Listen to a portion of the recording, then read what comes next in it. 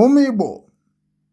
ọ bụrụ na ị na-ege anyị ntị n'onu ma na-ekiri ozi ọma nke anyị na-ewetara unu na ozi ndụmọdụ na ịgbazi ọnụ nke anyị na-ewetara unu,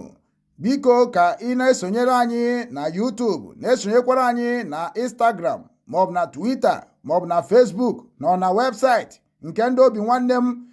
ka anyị wee na-ezinye abụ ozi ka o si wee kwesị dị na-adị, maka na oge erugo mgbe anyị ga-ebupụta ihe nke njirimara Igbo na asụsụ Igbo na omenala Igbo na ihe gbasara ndị Igbo niile n'ụwa niile, ọkacha ihe anyị na-achọ bụ Biafra. Ị ga na-afụkwanye abụ ozi ka ọ ga na-abịa. Ị na-esonyere anyị, ị ga na-ama mgbe anyị tụpụtara gị ozi nke dị mkpa iya mara, ma wee marakwa ị ga-eme ngwa ngwa ka emeghara ọdachi. O nwekwara nwanne anyị nwanyị nke gagidere gaghee ụzọ nke a na-akpọ Nwaada Chiamaka ezuru ike. O sikwa n'ala Imo steeti. Ọ gagidekwana gagide ọ marọ ka o si wee fụ onwe ya na Abiokwute Ogun steeti. O na-etikwa mkpu na-etigara ndị awa ọma mma n'ala Imo steeti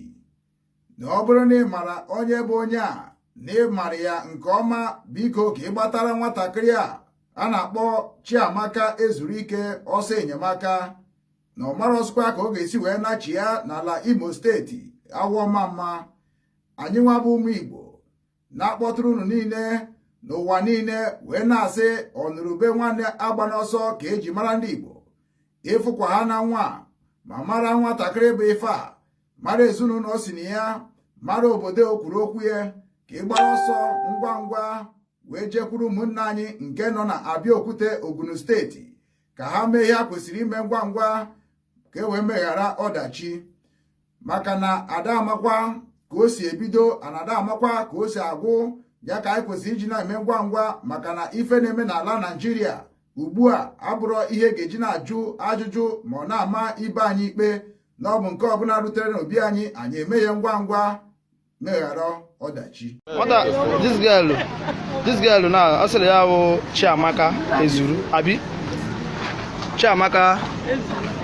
ezuru ike. I said Chiamaka ezuru ike from Imo State, awọ mma. So nye bụ emi usoro ụzọ amara otu o si nweta onwe ya obodo a, ya na onye na Abiokwute Ogun steeti. So dịka the girl nọ na onye ọbụla ma onye ọbụla ma family ozi. Ụmụ Igbo, ọ bụrụ na ị na-ege anyị ntị n'onu ma na-ekiri ozi ọma nke anyị na-ewetara unu na ozi ndụmọdụ na ịgbazi ọnụ nke anyị na-ewetara unu, biko ka ị na-esonyere anyị na YouTube, na-esonyekwara anyị na Instagram maọbụ na Twitter maọbụ na Facebook na webụsaịtị nke ndị Obinwanne m,